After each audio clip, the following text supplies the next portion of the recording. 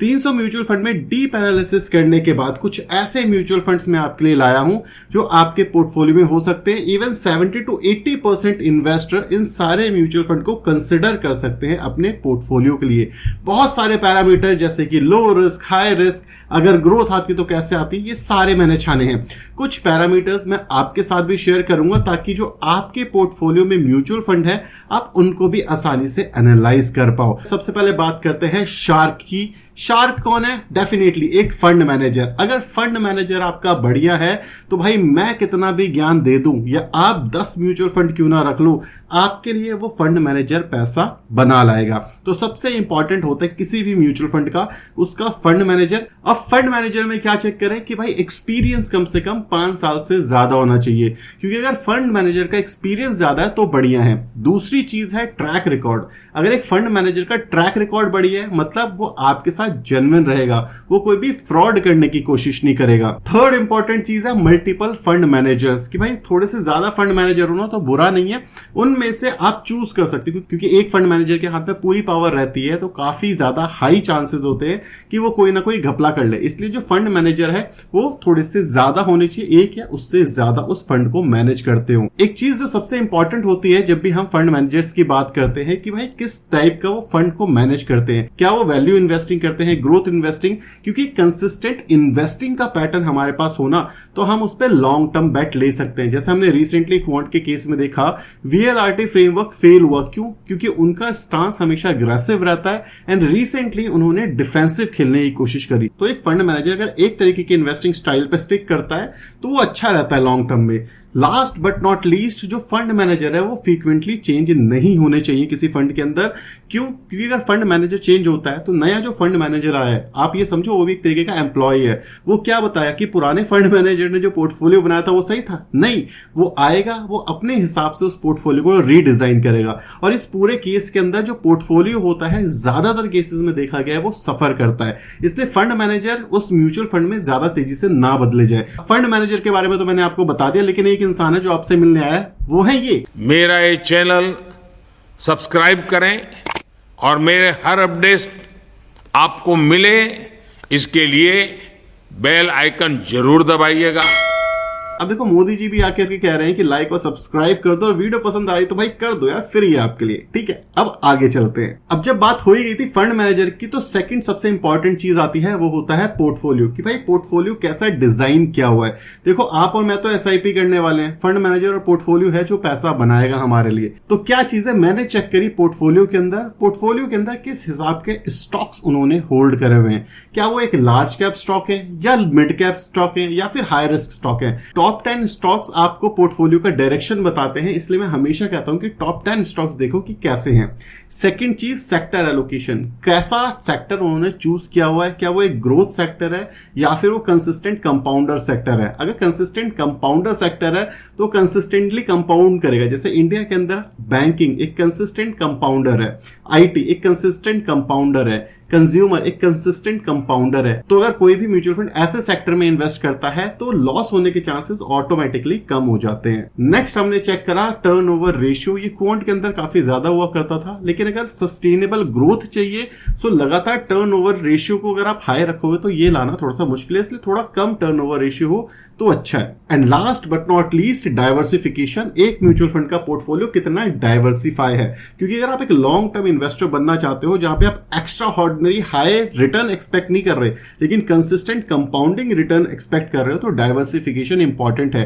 क्योंकि एक particular segment में बहुत सारा पैसा चला गया और वो सेक्टर ही चलना बंद हो गया तो उस सिनेरियो के अंदर आप फंस जाओगे। जैसे क्वांट के केस में हुआ, उन्होंने अपने पोर्टफोलियो को डाइवर्सिफाई नहीं करा, कॉन्सेंट्रेट करा, तो इसी वजह से इस समय पे उनके रिटर्न्स भी थोड़े से गिर गए हैं। एक एग्जांपल है। अब नेक्स्ट चीज बताता हूं कि पोर्टफोलियो का ब्रेकडाउन कितना ज्यादा इंपॉर्टेंट है, क्योंकि वो आपको ये बताएगा कि आपका पोर्टफोलियो कैसा परफॉर्म करेगा in long term. Top 10 stocks के अंदर पूरे एयूएम का 30 से ज्यादा थोड़ा सा परसेंट हो तो ज्यादा अच्छा रहता है। क्यों? क्योंकि अगर आपने वो 10 स्टॉक्स को एनालाइज कर लिया तो ओवरऑल आपका पोर्टफोलियो अच्छा ही परफॉर्म करेगा, इसलिए टॉप 10 स्टॉक्स आपकी नजरों में होने चाहिए। नेक्स्ट इंपॉर्टेंट चीज है सेक्टर स्प्रेड, कि भाई क्या एक बैलेंस सेक्टर अप्रोच इन्होंने चूज करी है। 25% मैक्सिमम किसी भी एक सेक्टर सेक्टर में इन्वेस्ट किया हो, इससे ज्यादा ना किया हो तो अच्छा रहता है। ऐसा क्यों? क्योंकि 25% से ज्यादा एक्सपोजर ले लिया और वो सेक्टर ही अंडर परफॉर्म करने लग गया तो ओवरऑल आपका पोर्टफोलियो जो है वो भी अंडर परफॉर्म करता है। और इसी वजह से अगर आप क्वांट का अगेन एग्जांपल लूं, ये एक दिक्कत है कि भाई क्वांट ने स्प्रेड ही नहीं करा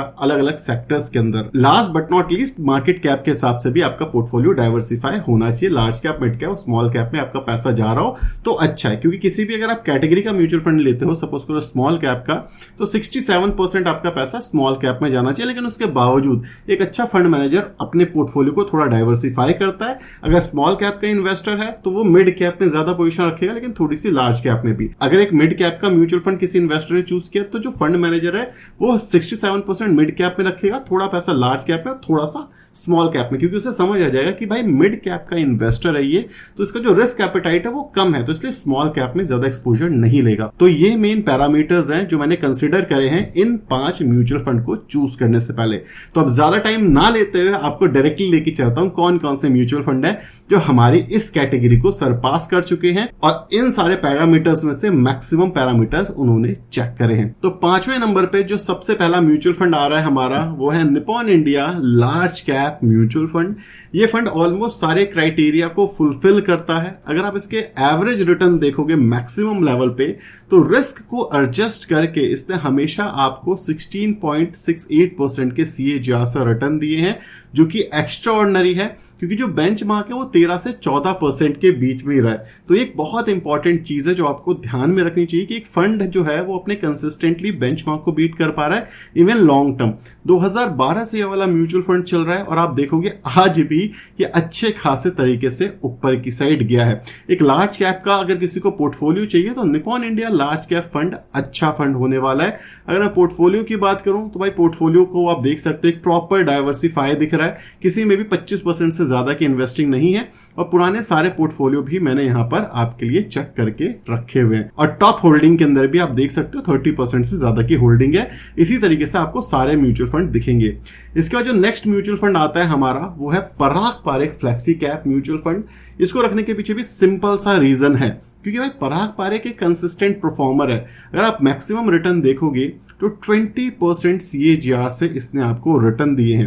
अब इसको लिखने के पीछे एक और रीजन ये है, अगर कोई इंसान लार्ज कैप में इन्वेस्ट नहीं करना चाहता तो उसके लिए एक फ्लेक्सी कैप का ऑप्शन होना चाहिए, क्योंकि लार्ज कैप में काफी बार देखा गया है कि वो अपने बेंचमार्क को बीट नहीं कर पाते, इसलिए फ्लेक्सी कैप अच्छा है। अगर आपके दिमाग में ये क्वेश्चन आ रहा है SDFC या कोई और क्यों नहीं रखा, ये मैं आगे बताऊंगा, लेकिन मैक्सिमम जो पैरामीटर है वो Parag Parekh flexi cap mutual fund fulfil कर रहा है। अगेन इसका पोर्टफोलियो भी अगर आप देखोगे तो ज्यादा पोर्टफोलियो में हेर फेर नहीं होती है, जैसे मैंने आपको हमेशा बताया है। अगर आप देखोगे यहां पे भी जो प्राइवेट बैंक्स हैं उसमें मैक्सिमम 22% की होल्डिंग है, इससे ज्यादा की नहीं है। और मैंने जो टारगेट रखा था वो मैक्सिमम 25 रखा था। Otherwise overall portfolio well diversify है। अगेन टॉप 10 स्टॉक्स आप देख सकते हो कितने ज्यादा शानदार है और लॉन्ग टर्म पर्सपेक्टिव से एक अच्छा वेल बैलेंस पोर्टफोलियो दिख रहा है। नेक्स्ट स्टॉक है हमारा 3rd नंबर पे जो आ रहा है, वो है Nippon India multi cap mutual fund. ये जो रिटर्न है ये एक्स्ट्रा ऑर्डिनरी है, मतलब आप ये समझ रहे हो, ये रिटर्न हम स्मॉल कैप से एक्सपेक्ट करते हैं, एक मल्टी कैप कैटेगरी के म्यूचुअल फंड ने ये रखा है।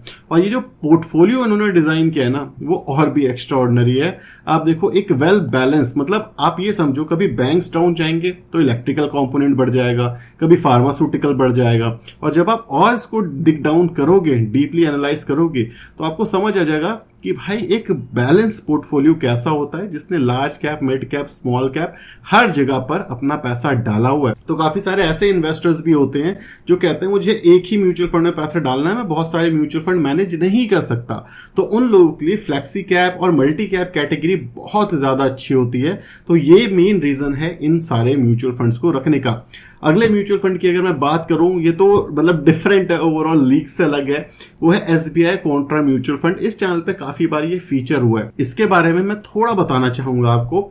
SBI कॉन्ट्रा फंड एक इस तरीके का म्यूचुअल फंड है जो कि कॉन्ट्रेरियन बेट लेता है और मैक्सिमम केसेस में ये इसीलिए अच्छा परफॉर्म कर पाता है। कॉन्ट्रेरियन बेट का सिंपल मतलब ये है, अगर आपको लग रहा है या मार्केट को ये लग रहा है कि इस समय पे बैंक्स पैसा बनाएंगे, तो वो बैंक्स बिना इन्वेस्ट करके कहीं और पैसा डालेगा। तो इससे क्या होगा, एक कॉन्ट्रेरियन व्यू क्रिएट हो गया। तो इस सिनेरियो के अंदर अगर इनका व्यू पॉइंट सही होता है तो ये पैसा बनाते हैं। बट एक चीज मैंने बहुत अच्छी नोट करी इस म्यूचुअल फंड के अंदर कि ये इतना एग्रेसिव भी नहीं जाते कि अगर व्यू पॉइंट कम हो जाए या व्यू पॉइंट सही ना हो तो उस केस के अंदर लॉस करें। इसीलिए जब आप देखोगे, एक बहुत अच्छी चीज मैं इसके पोर्टफोलियो में दिखाना चाहूंगा, जब कोई बैंक्स को होल्ड नहीं कर रहा था, इन्होंने बैंक्स को अच्छे लेवल पे लिया। लेकिन अब देखो स्लोली स्टेडली इन्होंने वो जो बैंक्स वाला टाइम था, मतलब पैसा था, पहले मैं जब देखता था HDFC bank, Kotak Mahindra bank, ये सब बहुत एक्स्ट्राऑर्डिनरी लेवल पे दिखते थे। लेकिन अगर आप अब देखोगे ना तो अब इनसे पोजीशन कट हुई है, रिलायंस में पोजीशन बढ़ी है। क्यों? क्योंकि रिलायंस अभी अंडर परफॉर्म कर रहा है। तो जो पोर्टफोलियो का बैलेंस है एसबीआई कॉन्ट्रा फंड का, ये बहुत ज्यादा बढ़िया है। अगर आप देखोगे डाइवर्सिफिकेशन, एक प्रॉपर डाइवर्सिफिकेशन दिख रही है। जो हमारे इंडिया के अंदर सबसे ज्यादा चलता है उन्हीं सेक्टर्स के अंदर इन्होंने इन्वेस्ट करा हुआ है। अब वीडियो में आगे जाने से पहले मैं कुछ चीजें आपको क्लियर कर दूं। सबसे पहली चीज, ये सारे म्यूचुअल फंड इस तरीके से डिजाइन किए गए हैं कि ज्यादातर इन्वेस्टर्स की पोर्टफोलियो में हो सकते हैं और ज्यादातर रिस्क को भी ये मिटिगेट करते हैं।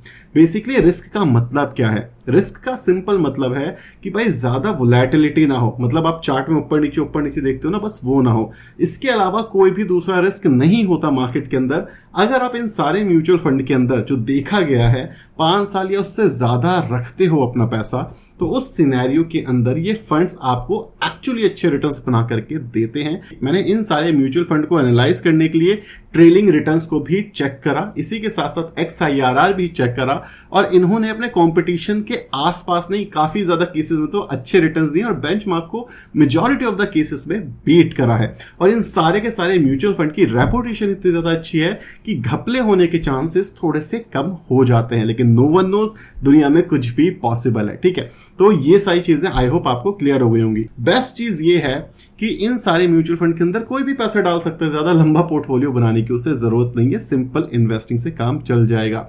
अब बात करते हैं नंबर 1 म्यूचुअल फंड की। लेकिन उससे पहले एक और क्वेश्चन मेरे दिमाग में है जो आपके पास हो सकता है, वो ये है कि भाई मेरे पास तो एचडीएफसी फ्लेक्सी कैप है, मेरे पास तो क्वांट म्यूचुअल फंड है, पहले तो आप इस म्यूचुअल फंड को भी अच्छा कहते हो, आपने तो मोतीलाल का नाम भी नहीं लिया और ना जाने क्या क्या। बिल्कुल, क्यों ऐसा मैंने क्यों करा है? सबसे पहली चीज, मैंने उन म्यूचुअल फंड को चूज करा है जो ज्यादातर केसेस में अच्छे रिटर्न्स देंगे। मैंने उन म्यूचुअल फंड को चूज करा है जो लो रिस्क के साथ आते हैं। मैंने उन म्यूचुअल फंड को चूज किया है जो डाइवर्सिफाई हो। ये सारे पैरामीटर्स मैं आपको ऑलरेडी बता चुका हूं। अब इतने सारे म्यूचुअल फंड थे तो सारे कवर करना तो पॉसिबल नहीं है, तो इन म्यूचुअल फंड ने मैक्सिमम चेकलिस्ट पूरे करे मेरे। आपके डेफिनेटली अलग हो सकते हैं, तो आप उस हिसाब से अपने म्यूचुअल फंड को चेक कर सकते हो। मैं ये नहीं कह कि दूसरे म्यूचुअल फंड खराब है, बस इस सिनेरियो के हिसाब से, लो रिस्क हाई रिटर्न के हिसाब से ये म्यूचुअल फंड थोड़े अच्छे दिख रहे हैं। अब बात करते हैं नंबर 1 म्यूचुअल फंड की कि बेसिकली फर्स्ट पोजीशन किसने अचीव करी है, और सोच के बताओ किसने अचीव करी होगी। 2 सेकंड है आपके पास। हाँ, मतलब लिखो यार, थोड़ा तो सोचो, मतलब इंगेजमेंट दो भाई, वीडियो को आगे लेके जाना है।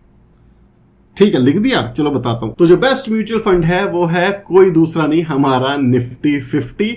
लार्ज कैप या इसको बीट करना लॉन्ग टर्म केसेस के अंदर किसी भी लार्ज कैप या फ्लेक्सी कैप के लिए काफी ज्यादा मुश्किल होता है, और किसी को बहुत ज्यादा दिमाग नहीं लगाना, मार्केट को बहुत ज्यादा ट्रैक नहीं करना, तो निफ्टी 50 एक बेस्ट ऑप्शन है। इसको आप जरूर कंसिडर कर सकते हो, और मैं तो कहता हूं हर किसी के पोर्टफोलियो में एक छोटा सा हिस्सा निफ्टी 50 में तो जरूर जाना चाहिए। सो आई होप आपको ये वीडियो पसंद आई होगी। ये थे 5 वो म्यूचुअल फंड जो 300 म्यूचुअल फंड की कैटेगरी में से निकल के आए, और ज्यादातर चेक पॉइंट्स जो हमने डिस्कस करे वो क्लियर करे हैं इन्होंने। वीडियो पसंद आ गई तो लाइक और सब्सक्राइब कर देना। Thank you so much for watching this video. Signing off.